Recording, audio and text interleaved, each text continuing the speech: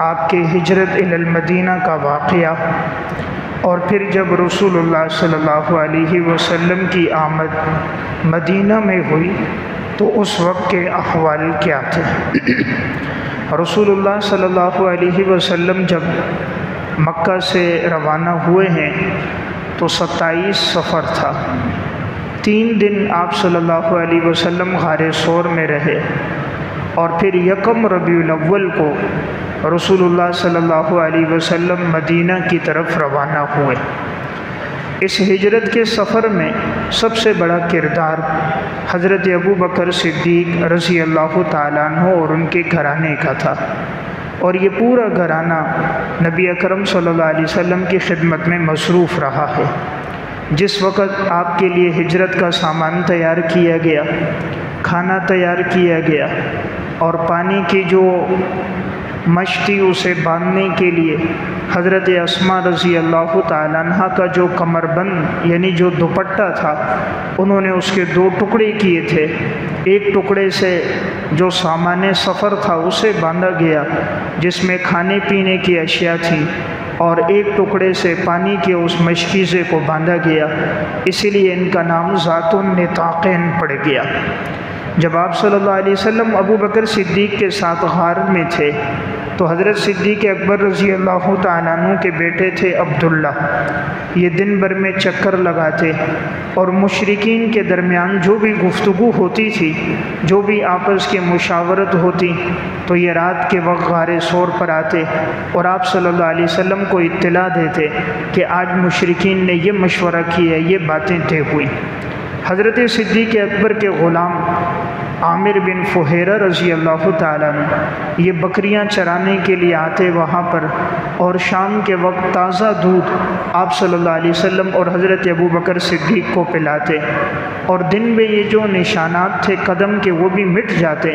کبھی حضرت اسماء دن میں کھانا لاتی، ضرورت کا سامان لاتی، یا حضرت عبداللہ بن ابی بکر آتے تو ان کے قدموں کے نشانات بھی اس طرح مٹ جاتے۔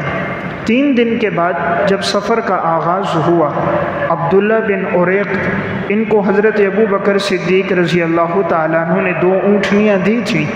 یہ 2 اونٹنیاں وہ تھیں کہ حضرت صدیق اکبر رضی اللہ تعالیٰ عنہ نے 4 مہینے تک ان کو خوب پتے کھلائے، ببول کے پتے اور طاقتور غذائیں، تاکہ ہجرت کے سفر میں کہیں پریشانی نہ ہو۔ یہ شخص قابل اعتماد تھا، عبداللہ بن عریق تھے، اور اس سے یہ بات طے ہوئی تھی کہ تم 3 دن کے بعد وہاں غار پہ آؤ گے۔ تو یہ 3 دن کے بعد 3 سواریوں کو لے کر آیا۔ ایک سواری پر رسول اللہ صلی اللہ علیہ وسلم تھے، ایک سواری پر حضرت ابوبکر صدیق اور ان کے پیچھے خدمت کے لیے عامر بن فہیرہ، اور ایک سواری پر یہ عبداللہ بن عریق تھے۔ اب یہ سفر ہجرت کا شروع ہوا۔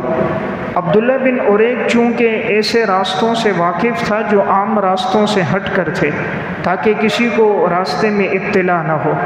چونکہ مشرکین مکہ نے 100 اونٹوں کا انعام مقرر کیا تھا کہ جو معاذ اللہ رسول اللہ صلی اللہ علیہ وسلم یا حضرت ابوبکر صدیق رضی اللہ تعالیٰ عنہ کو زندہ یا مردہ لائے گا تو 100 اونٹ اس کو انعام میں ملیں گے۔ تو اس لیے یہ راستہ اختیار کیا گیا تاکہ کسی کو علم نہ ہو۔ راستے میں سفر میں حضرت صدیق اکبر رضی اللہ تعالیٰ عنہ کی ملاقات حضرت زبیر بن عوام رضی اللہ تعالیٰ عنہ سے بھی ہوئی۔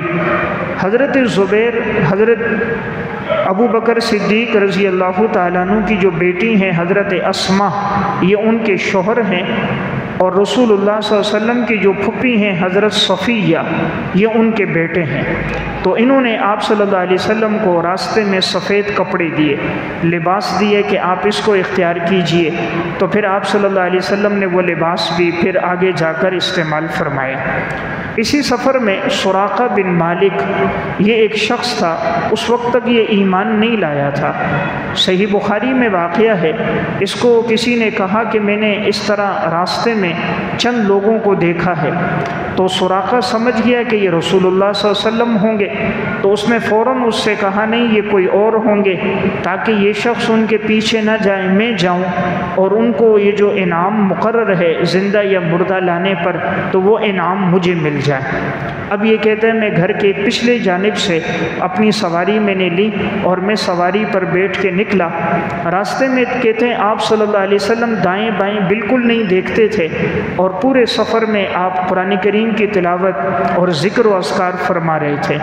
حضرت صدیق اکبر رضی اللہ تعالیٰ عنہ دائیں بائیں نگاہ رکھتے تاکہ اگر کہیں سے دشمن آ رہا ہے تو اس سے مقابلہ کیا جا سکے، حفاظت کی کوئی تدبیر اختیار کی جا سکے۔ جب سراقہ بالکل قریب پہنچا تو رسول اللہ صلی اللہ علیہ وسلم کو بتلایا تو آپ صلی اللہ علیہ وسلم کی بددعا تھی، تو سراقہ کا جو گھوڑا تھا وہ سینے تک زمین میں دھنس گیا۔ حالانکہ وہ زمین بہت سخت تھی، پتھریلی جگہ تھی، لیکن اس کا گھوڑا جب سینے تک دھنس گیا، نہ نکل سکا، تو وہ سمجھ گیا کہ یہ پیغمبر سچے پیغمبر ہیں۔ تو اس نے کہا آپ دعا کیجئے میں نکل جاؤں تو میں خود بھی کسی کو نہیں بتاؤں گا، راستے میں کوئی آئے گا میں اس کو بھی کہہ دوں گا کہ اس راستے میں کوئی نہیں ہے، تاکہ کوئی آپ کے پیچھے نہ آئے، آپ دعا کیجئے۔ رسول اللہ صلی اللہ علیہ وسلم نے دعا فرمائی تو سراقہ بن مالک کا گھوڑا باہر نکل آیا۔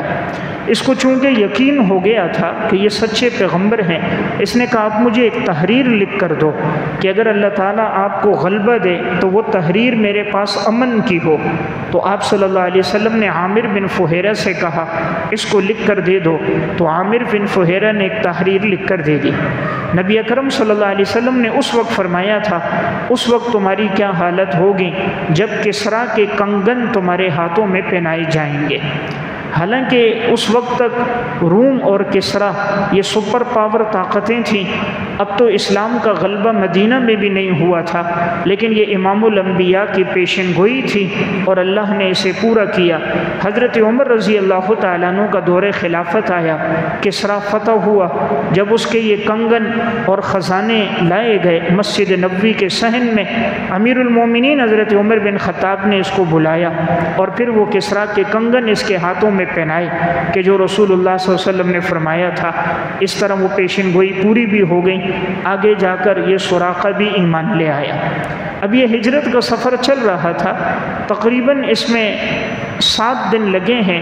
8ویں دن جا کر رسول اللہ صلی اللہ علیہ وسلم قباء پہنچے، یعنی 1 ربیع الاول کو اس سفر کا آغاز ہوا ہے، اور 8 ربیع الاول پیر کے دن آپ صلی اللہ علیہ وسلم مدینہ پہنچے۔ میں نے گزشتہ سفر میں بات عرض کی تھی کہ مدینہ سے لوگ چونکہ آتے تھے حج کے موقع پر، تو بیعت عقبہ اولیٰ میں 12 آدمیوں نے بیعت کی تھی، بیعت عقبہ ثانیہ میں 75 آدمیوں نے بیعت کی تھی۔ اس طرح اسلام کی فضا، اسلام کی آواز مدینہ میں پھیل چکی تھی۔ مدینہ کے لوگوں کو انتظار تھا، اور رسول اللہ صلی اللہ علیہ وسلم نے ان سے فرما دیا تھا کہ میں تمہاری طرف ہجرت کر کے آؤں گا۔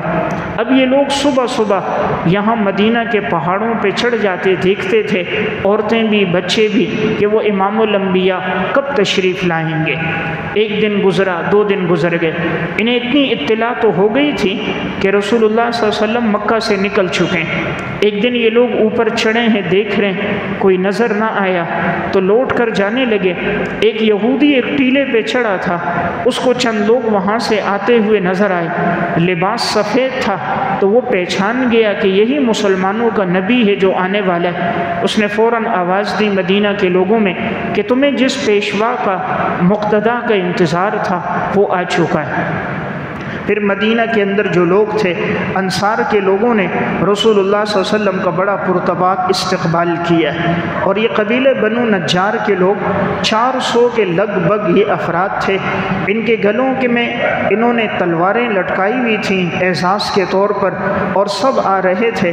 جس وقت رسول اللہ صلی اللہ علیہ وسلم کی آمد مدینہ میں ہوئی ہے، حضرت انس بن مالک فرماتے تھے اس دن سے روشن دن کوئی نہیں تھا کہ مدینہ کے بچے ہوں، بچیاں ہوں، عورتیں ہوں، ہر ایک کی زبان پہ تھا جا رسول اللہ صلی اللہ علیہ وسلم، اللہ کے رسول آ گئے، اللہ کے نبی آ گئے۔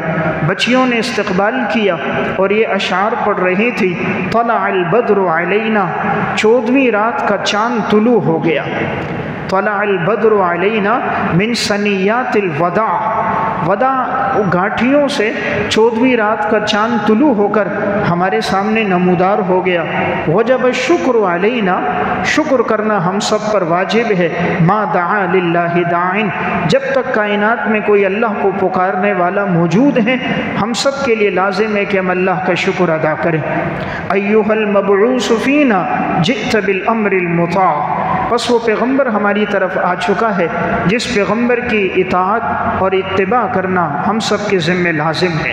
تو بڑے استقبال کے ساتھ انصار کے لوگوں نے رسول اللہ صلی اللہ علیہ وسلم کا استقبال کیا۔ آپ صلی اللہ علیہ وسلم جب مدینہ آئے بچے بھی خوش تھے، بچیاں بھی خوش تھیں، بچیاں بھی اشعار پڑھ رہی تھیں، عورتیں بھی گویا مکانوں پر چڑھ کر دیکھ رہی تھیں اس منظر کو، اور مدینہ کے نوجوان بھی خوشی کا عالم تھا۔ حضور پیر کے دن پہنچے ہیں مدینہ میں، اور سب سے پہلے جس جگہ پہ ٹھہرے اس جگہ کا نام قباء، جہاں آپ نے مسجد قباء تعمیر کی۔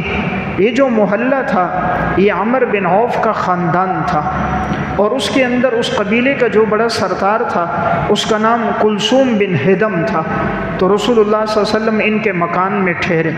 اب سفر کی تھکاوٹ تھی، حضور یہاں اہل سیر تو کہتے ہیں 4 دن تک ٹھہرے ہیں، یعنی پیر سے لے کر جمعرات تک۔ پھر جب جمعے کا دن آیا ہے تو آپ صلی اللہ علیہ وسلم محلہ بنو سالم میں گئے ہیں، اور وہاں آپ نے سب سے پہلے جمعے کی نماز ادا فرمائی، اور آپ نے وہ اپنا مشہور خطبہ جو خطبۃ التقویٰ کے نام سے ہے وہ آپ نے ارشاد فرمایا۔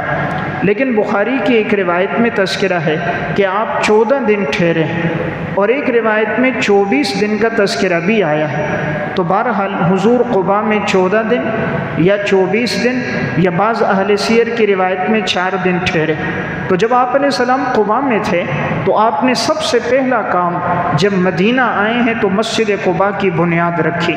قرآن کریم سورہ توبہ میں اللہ رب العزت نے اس مسجد کا تذکرہ فرمایا، لَمَسْجِدٌ أُسِّسَ عَلَى التَّقْوَى مِنْ أَوَّلِ يَوْمٍ أَحَقُّ أَن تَقُومَ فِيهِ، وہ مسجد جس کی بنیاد تقوی پہ رکھی گئی پہلے دن سے وہ زیادہ حقدار ہے کہ آپ اس میں قیام کریں، اللہ کی عبادت کریں۔ فِيهِ رِجَالٌ يُحِبُّونَ أَن يَتَطَهَّرُوا، اس میں وہ لوگ ہیں جو پسند کرتے ہیں پاکیزگی کو، پاک صاف رہنے کو۔ واللہ یحب المطہرین، اور اللہ بھی ان لوگوں کو پسند کرتا ہے جو خوب پاکیزہ رہتے ہیں۔ تو آپ صلی اللہ علیہ وسلم نے مدینہ آ کر سب سے پہلا کام مسجد قباء کی بنیاد رکھی، اور اس مسجد کی تعمیر میں حضور نے خود بنفس نفیس حصہ لیا، اینٹیں اٹھانے میں، گھارا بنانے میں، مسجد کی تعمیرات میں۔ حضرات صحابہ اکرام نے بھی اس میں حصہ لیا۔ قرآن کریم میں اللہ نے اس مسجد کا تذکرہ کیا، لیکن عجیب بات ہے اللہ تعالیٰ نے یہاں کیا فرمایا، یہ وہ مسجد ہے جس کی بنیاد تقوی پہ رکھی گئی۔ اس لیے جس کام کی بنیاد تقوی پہ ہوتی ہے اس میں ہدایت زیادہ پھیلتی ہے، وہ لوگوں کے لیے خیر کا ذریعہ بنتا ہے۔ اور اللہ تعالیٰ نے فرمایا من اول یوم، پہلے دن سے۔ معلوم ہوا پہلے دن سے جس کام کی بنیاد اخلاص و تقوی اور للہیت پر ہو تو اللہ کی اس کے ساتھ خصوصی نصرت اور مدد ہوتی ہے۔ یہ وہ مسجد ہے کہ رسول اللہ صلی اللہ علیہ وسلم نے فرمایا اس مسجد میں آ کر کوئی آدمی 2 رکعت نماز پڑھ لے اس کو 1 عمرے کا ثواب عطا ہوتا ہے۔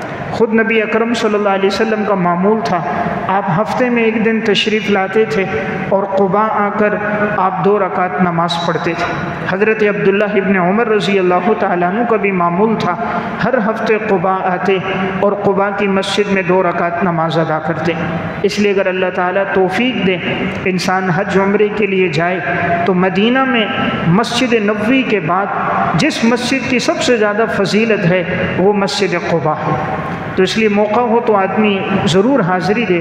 آج کل الحمدللہ سعودی حکومت نے مسجد نبوی سے لے کر مسجد قباء تک بالکل راستہ بنا دیا ہے کہ اگر کوئی ساتھی پیدل جانا چاہے تو 20 سے 25 منٹ میں وہ پیدل پہنچ جاتا ہے۔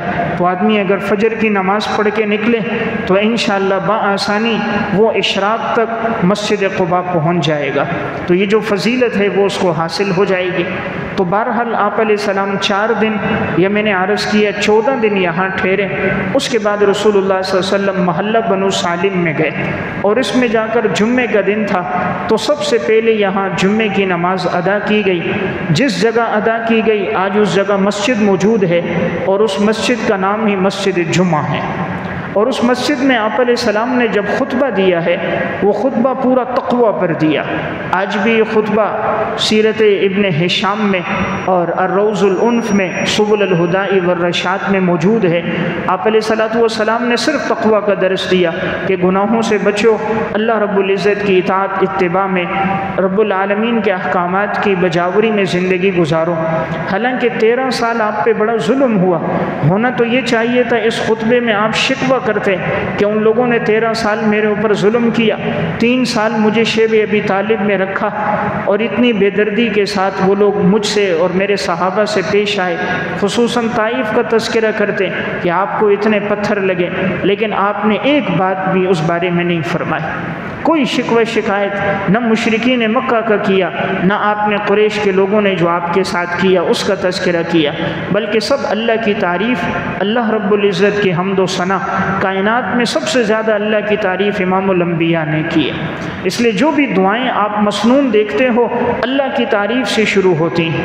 انسان اگر کھانا کھانا شروع کرتا ہے اللہ کی تعریف ہے، کھانا کھا کر دعا پڑھتا الحمدللہ الذی اطعمنا، اللہ کی تعریف ہے۔ بیت الخلاء میں جاتا ہے تب بھی تذکرہ اللہم انی اعوذ بک من الخبث والخبائث، تذکرہ اللہ کے نام سے ہے۔ باہر آتا ہے الحمدللہ الذی اذھب عنی العذاب وعافانی، تذکرہ اللہ کی ذات کا ہے۔ دودھ پیتا ہے اللہم بارک لنا فی وزدنا من، یعنی ہر دعا دیکھو گے اللہ کی تعریف سے شروع ہے۔ تو امام الانبیاء جناب رسول اللہ صلی اللہ علیہ وسلم کی زندگی میں ایک بہت بڑا وصف تھا، ہر موقع پر اللہ کی مدح۔ تو رب العالمین نے بھی جناب رسول اللہ صلی اللہ علیہ وسلم کے مقام کو پھر بہت بلند کیا ہے، وَرَفَعْنَا لَكَ ذِكْرَكَ، کہ جہاں پھر اللہ کا تذکرہ ہے وہاں جناب رسول اللہ صلی اللہ علیہ وسلم کا بھی تذکرہ۔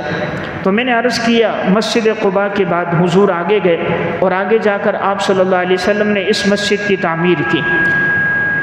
جب آپ نے پہلا جمعہ مسجد جمعہ میں ادا کر دیا، اس کے بعد اب رسول اللہ صلی اللہ علیہ وسلم مدینہ کی طرف آئے ہیں، مدینہ میں آگے بڑھے تاکہ آگے جا کر مسجد نبوی کی تعمیر ہو سکے۔ اب یہاں پر حضور کے استقبال کے لیے بنو النجار کے لگ بھگ 400 کے قریب نوجوان مرد موجود تھے اور بوڑھے موجود تھے، سب کے ہاتھوں میں ہتھیار تھے، اور رسول اللہ صلی اللہ علیہ وسلم کی سواری کے ارد گرد تھے۔ ابتدا میں بعض لوگوں نے چونکہ آپ صلی اللہ علیہ وسلم کو دیکھا نہیں تھا، وہ پہچان نہ سکے کہ حضور کون ہے، ابو بکر کون ہے، تو آپ صلی اللہ علیہ وسلم ذرا تھکے ہوئے تھے۔ جیسے ہی آپ کی مدینہ آمد ہوئی تھی تو حضور بیٹھے، لوگ صدیق اکبر سے مصافحہ کرنے لگے۔ صحیح بخاری کی روایت ہے حضرت ابو بکر صدیق نے آپ علیہ السلام پہ دھوپ لگنے لگی تو چادر کے ذریعے رسول اللہ صلی اللہ علیہ وسلم پہ سایہ کیا، تو سب کو پتہ چل گیا امام الانبیاء صلی اللہ علیہ وسلم یہ ہیں۔ ورنہ وہ سمجھے ابتدا میں حضرت صدیق اکبر کی زندگی میں ایسی اتباع تھی، ایسی اطاعت تھا، ایسی اطاعت اور نبوت کا ایسا عکس تھا، زندگی میں ایسا عمل تھا، اول دیکھنے والے کو یہ اشتباہ ہوا کہیں یہ تو پیغمبر نہیں، لیکن جب انہوں نے سایہ کیا پتہ چلا کہ رسول اللہ صلی اللہ علیہ وسلم یہ ہیں۔ پھر حضور سواری پر بیٹھے ہیں، حضرت ابوبکر صدیق آپ کے پیچھے ہیں، اور یہ بنو النجار کے سب لوگ، یہ قافلہ ابھی جا رہا ہے کہ عین مدینہ میں داخل ہوگا۔ ہر ایک کی خواہش تھی کہ آپ صلی اللہ علیہ وسلم ہمارے گھر میں ٹھہریں، ہر مرد بھی کہتا، جوان بھی کہتا کہ آپ ہمارے ہاں ٹھہریے۔ حضور کے لیے فیصلہ کرنا مشکل ہو گیا، میں کس کو ترجیح دوں، کس کو ترجیح نہ دوں۔ آپ صلی اللہ علیہ وسلم نے فرمایا میری یہ اونٹنی قصوہ اللہ کی طرف سے مقرر ہے، یہ جہاں رکے گی ٹھہرے گی، میں وہیں ٹھہروں گا۔ اب اونٹنی چلتے چلتے حضرت ابو ایوب انصاری رضی اللہ تعالیٰ عنہ کے گھر کے پاس جا کے رک گئی اور وہیں جا کر بیٹھ گئی۔ تو رسول اللہ صلی اللہ علیہ وسلم سواری سے اترے اور حضرت ابو ایوب انصاری رضی اللہ تعالیٰ عنہ کے ہاں آپ صلی اللہ علیہ وسلم نے قیام کیا۔ اہل سیر نے لکھا ہے یہ وہی جگہ تھی کہ آج سے اس وقت سے تقریباً 400 سال پہلے طبا شاہ یمن کا بادشاہ تھا، 400 سال پہلے وہ اس جگہ سے گزرا تھا۔ اس وقت کے جو علماء تھے انہوں نے اپنی کتابوں میں دیکھ کر یہ بات بتائی تھی کہ یہ جو پیغمبر آخر الزمان آئے گا یہ اس کی ہجرت کی جگہ ہوگی، نشانیاں اور علامات موجود ہیں، یہی وہ مقامات، پتھریلی جگہ ہے، کھجور کے درختوں کی یہیں کثرت ہے، تو یہیں وہ پیغمبر آئیں گے۔ تو انہوں نے اپنے دور کے جو 400 علماء تھے ان کو وہاں مدینہ میں آباد کیا، ان کی شادیاں کروائی اور اس نے ان کو گھر بنا کے دیے۔ طبا شاہ یمن نے، اور اس نے ایک بڑا خوبصورت گھر بنایا کہ اگر وہ پیغمبر آئیں تو اس گھر میں آ کر ٹھہریں، اور اس نے خط لکھا اور ان کو دیا، کہا یہ نسلوں میں خط چلتا رہے، جس وقت وہ پیغمبر آئیں تو ان کو میرا یہ خط دینا۔ اس میں رسول اللہ صلی اللہ علیہ وسلم کو سلام تھا اور یہ تذکرہ تھا کہ اگر میری زندگی رہی اور آپ آ گئے تو میں آپ پر ایمان لاؤں گا، آپ کی غیبی انشاءاللہ آپ کی نصرت اور مدد کروں گا، اور اگر میں نہیں ہوا تو میرے جذبات محبت کے اور میرے جذبات خلوص کے آپ کے ساتھ ہیں۔ تو اب وہ تو چلا گیا، 400 سال پہلے یہ شہر تعمیر کر کے لوگوں کو آباد کر کے چلا گیا۔ اس لیے اہل سیر نے لکھا کہ یہ جو بعد میں انصار کے لوگ آئے یہ انہی کی اولادوں میں سے تھے، وہی جو علماء آباد کیے گئے تھے انہی کی اولادوں میں انصار آئے۔ اور عجیب بات ہے، اس نے جو گھر رسول اللہ صلی اللہ علیہ وسلم کے لیے تعمیر کیا تھا یہ وہی گھر تھا جہاں ابو ایوب انصاری رضی اللہ تعالیٰ عنہ ٹھہرے ہوئے تھے، اور گویا آپ علیہ السلام اپنے ہی گھر میں آئے، کہ جو گھر آپ کے لیے 400 سال پہلے بنا دیا گیا حضور وہیں آ کے ٹھہرے۔ اب حضرت ابو ایوب انصاری کے ہاں حضور ٹھہرے۔ حضرت ابو ایوب انصاری نے فرمایا آپ اوپر ٹھہریے، میں نیچے ہوں گا۔ آپ صلی اللہ علیہ وسلم نے فرمایا نہیں، میں نیچے ٹھہرتا ہوں، اس لیے کہ مہمانوں کی آمد ہے، مختلف لوگ آتے ہیں ملتے ہیں، اگر میں اوپر کی منزل میں ہوا اترنے میں چڑھنے میں پریشانی ہوگی۔ اب آپ صلی اللہ علیہ وسلم نیچے تھے، حضرت ابو ایوب انصاری اپنے گھر والوں کے ساتھ اوپر تھے۔ ایک رات اچانک پانی گر گیا، مشکیزے سے پانی گرا، انہوں نے جلدی سے لحاف لیا، پانی کو خشک کیا۔ ایک دم ذہن میں بات آ گئی، اگر یہ پانی نیچے ٹپکنے لگا، اس دور میں تو کچے گھر ہوتے تھے، مٹی کے بنے ہوئے گھر تھے، کہیں حضور کے آرام میں خلل نہ آ جائے، آپ کے کپڑوں پہ کوئی قطرہ نہ گر جائے۔ دل میں خیال آیا یہ تو بے ادبی ہے، رسول اللہ صلی اللہ علیہ وسلم نیچے ہیں اور میں اوپر ہوں۔ تو ساری رات اب دیوار کے ساتھ ٹیک لگا کر کھڑے ہو گئے، آرام نہیں کیا کہ حضور نیچے میں اوپر ہوں، کہیں بے ادبی میں شمار نہ ہو۔ رات گزر گئی، صبح ہوئی، آپ صلی اللہ علیہ وسلم کے پاس آئے، فرمایا یا رسول اللہ بس آپ اوپر ہی ٹھہرو گے، جو تکلیف ہو ہم برداشت کریں گے لیکن آپ نیچے نہیں ہوں گے، اس لیے کہ میری غیرت ایمانی گوارا نہیں کرتی، آپ نیچے ہوں اور میں اوپر ہوں، کہیں یہ بے ادبی ہوگی، آپ اوپر ٹھہریں گے میں نیچے ٹھہروں گا۔ جب رسول اللہ صلی اللہ علیہ وسلم نے حضرت ابو ایوب انصاری رضی اللہ تعالیٰ عنہ کے محبت اور عقیدت کے یہ جذبات دیکھے تو حضور نے فرمایا ٹھیک ہے۔ حضرت ابو ایوب انصاری کے گھر سے کھانا آتا تھا، تو جب کھانا آتا وہ خود نہیں کھاتے تھے، سب سے پہلے آپ صلی اللہ علیہ وسلم کے لیے بھیجتے۔ جو بات میں عرض کر رہا ہوں یہ صحیح مسلم کتاب الفضائل میں ہے، جب رسول اللہ صلی اللہ علیہ وسلم کھانا تناول فرماتے، جب بچا ہوا کھانا آتا حضرت ابو ایوب انصاری وہیں سے کھانا کھاتے تھے جہاں سے رسول اللہ صلی اللہ علیہ وسلم نے کھایا تھا، اور وہی جو بچا ہوا کھانا ہوتا اسی کو تناول فرماتے۔ پوچھتے تھے اپنے خادم سے حضور نے کہاں کہاں سے لقمہ بنایا ہے، وہ جگہ مجھے بتاؤ، اس جگہ سے میں دکھاؤں گا۔ ایک دفعہ ایسا ہوا کہ کھانے میں لہسن کی مقدار زیادہ ہو گئی، تو لہسن کی مقدار زیادہ ہونے سے کھانے میں کچھ بو سی آ گئی، تو چونکہ رسول اللہ صلی اللہ علیہ وسلم کے ساتھ فرشتوں کی آمد تھی اور فرشتے بدبو سے تعفن والی چیزوں سے دور رہتے ہیں، تو آپ صلی اللہ علیہ وسلم کو محسوس ہوا کہ لہسن کی مقدار زیادہ ہے، تو رسول اللہ صلی اللہ علیہ وسلم نے تناول نہیں فرمایا۔ حضرت ابو ایوب انصاری نے جب دیکھا کھانا تو بالکل ہو بہو اسی طرح اور کھایا نہیں گیا، پریشان ہو گئے، کہیں آپ صلی اللہ علیہ وسلم ناراض تو نہیں، آئے اور رونے لگ گئے، یا رسول اللہ کیا بات ہے، آپ نے آج کھانا نہیں تناول فرمایا؟ آپ صلی اللہ علیہ وسلم نے فرمایا اس میں کوئی لہسن کی مقدار تھی اور چونکہ فرشتوں کی آمد ہوتی ہے اس لیے میں نے نہیں کھایا۔ فرمایا یا رسول اللہ کیا یہ حرام ہے؟ فرمایا نہیں حرام نہیں ہے، لیکن اس کی بو ہے اس وجہ سے مجھے یہ ناپسند ہے۔ حضرت ابو ایوب انصاری نے فرمایا یا رسول اللہ جو چیز آپ کو ناپسند ہے وہ ہمیں بھی ناپسند ہے۔ صحابہ بھی عجیب لوگ تھے، یعنی امام الانبیاء کی اتباع اطاعت، مزاج نبوت ان کی رگوں رگوں میں رچ بس گیا تھا۔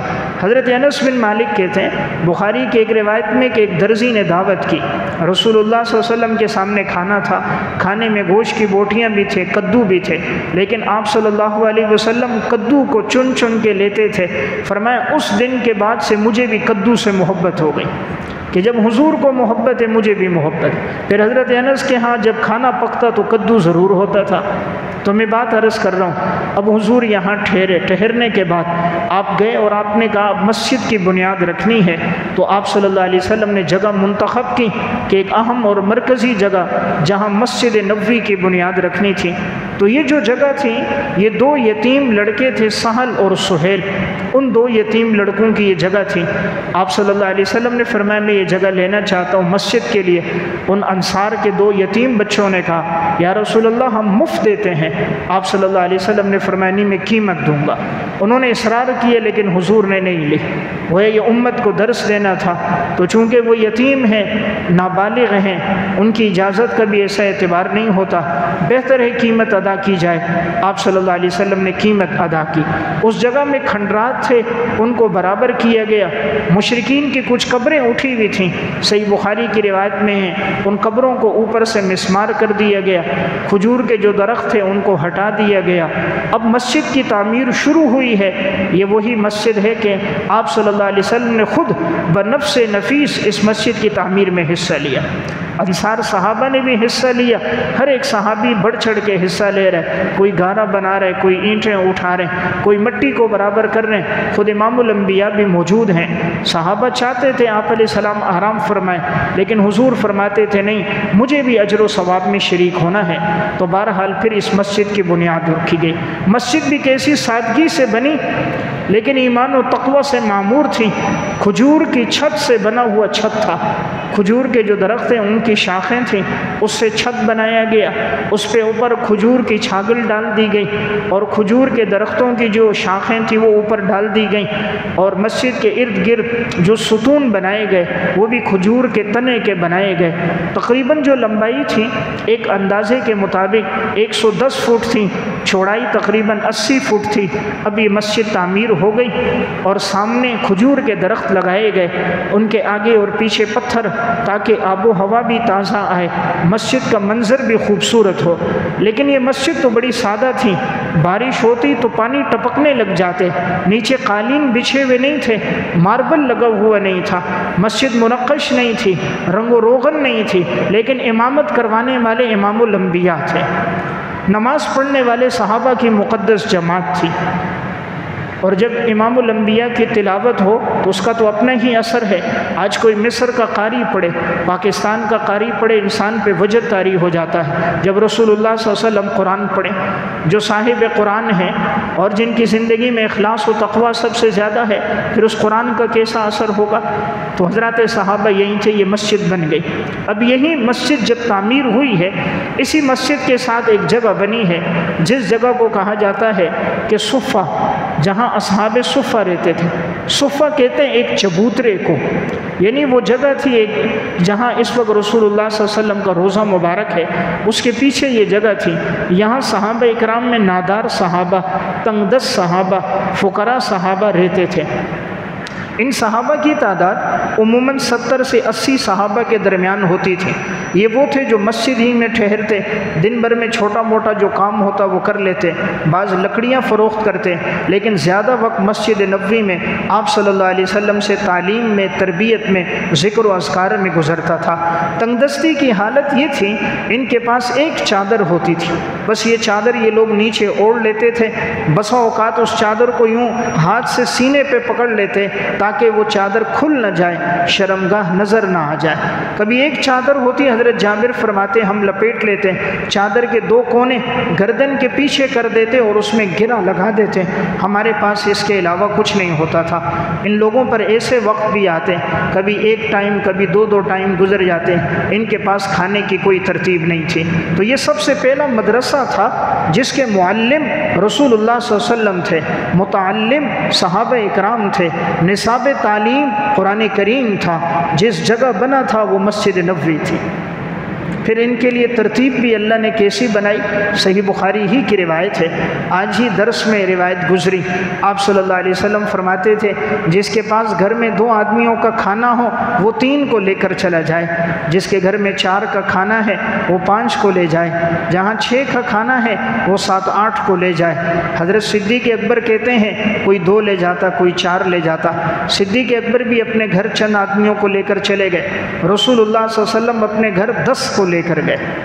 امام الانبیاء کی بھی کیا سخاوت ہے، جہاں 2 مہینے گھر میں چولہا نہیں جلتا، لیکن سخاوت کی کیا حالت ہے، سب سے زیادہ اصحاب صفہ کو حضور لے کے جا رہے ہیں۔ معلوم ہوا طلبہ کو کھلانا، علوم نبوت سے وابستہ لوگوں کی خدمت کرنا رسول اللہ صلی اللہ علیہ وسلم کی سنت ہے۔ حضرت صدیق اکبر کہتے ہیں میں نے ان اصحاب صفہ کو گھر بھیجا، اپنے بیٹے عبد الرحمن سے کہا کہ ان کو کھانا کھلانے نا، میں رسول اللہ صلی اللہ علیہ وسلم کے پاس کسی کام کے لیے جا رہا ہوں۔ تو کسی کام کے سلسلے میں وہاں گئے، حضرت صدیق اکبر کو ٹھہرنا پڑا، رات کو کچھ زیادہ وقت گزر گیا، مہمانوں کو کھانا پیش کیا گیا، لیکن مہمانوں نے کہا جب تک میزبان نہیں آئیں گے ہم کھانا نہیں کھائیں گے، تو انہوں نے کھانا نہیں کھایا۔ تو اب حضرت صدیق اکبر رضی اللہ تعالیٰ عنہ جب تشریف لائے، رات کا کافی وقت گزر گیا، گھر والی پہ غصہ ہوئے تم نے کھانا نہیں دیا۔ فرمایا میں تو کھانا دے رہی تھی، لیکن مہمانوں نے کہا تھا جس وقت میزبان آئے گا ہم اس وقت کھانا کھائیں گے۔ تو حضرت صدیق اکبر اپنے بیٹے پہ غصہ ہو گئے عبد الرحمن پہ کہ تو بڑا بے وقوف ہے، کم عقل ہے، تو نے مہمانوں کو کھانا نہیں کھلایا۔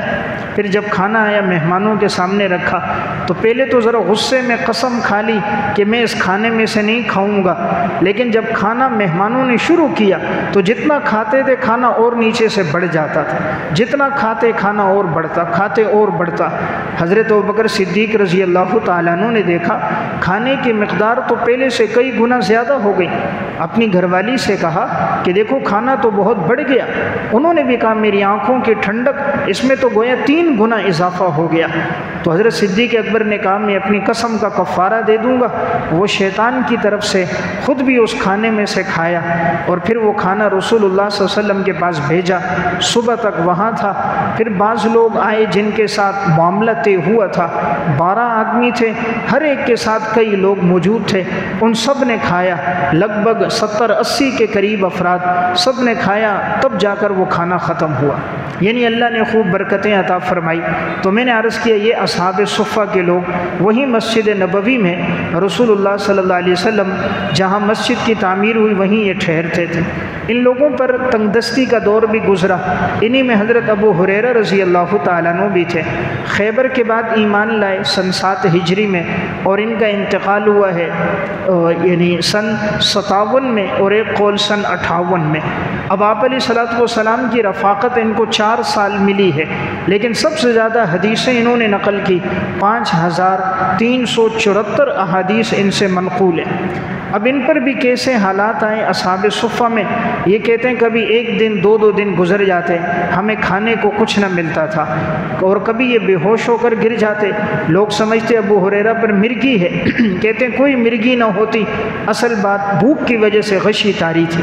ایک دفعہ بھوک کی حالت تھی، باہر نکلے تو کہا کسی سے کوئی بات پوچھوں گا، ہو سکتا ہے وہ مجھے گھر لے جائے کچھ کھلا لیں۔ حضرت ابوبکر صدیق رضی اللہ تعالیٰ عنہ آئے، کوئی مسئلہ بات پوچھی، انہوں نے بیان کر دی، وہ جلدی میں تھے آگے بڑھ گئے۔ حضرت عمر رضی اللہ تعالیٰ عنہ تشریف لائے، کوئی بات پوچھی، حضرت نے بتلا دی، تو حضرت بھی کہیں کام کے سلسلے میں جا رہے تھے، آگے بڑھ گئے۔ اتنے میں رسول اللہ صلی اللہ علیہ وسلم آئے، حضرت ابو ہریرہ کو دیکھا اور آپ مسکرا گئے۔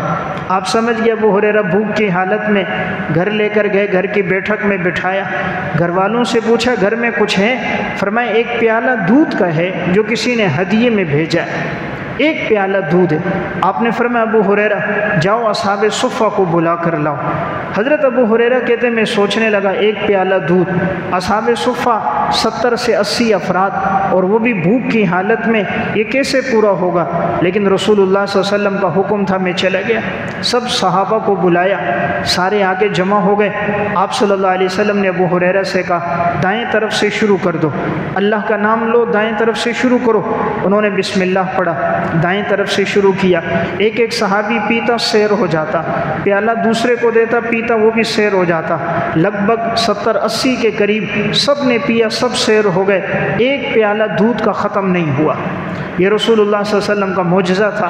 آپ نے فرمایا ابو ہریرہ تم پیو، پیا، فرمایا اور پیو، اور پیا، کہا اور پیو، پھر پیا، فرمایا اور پیو، کہا یا رسول اللہ بالکل سیر ہو چکا ہوں، اب بالکل گنجائش نہیں، یعنی ناخون کے نیچے تک سیرابی ہو گئی ہے۔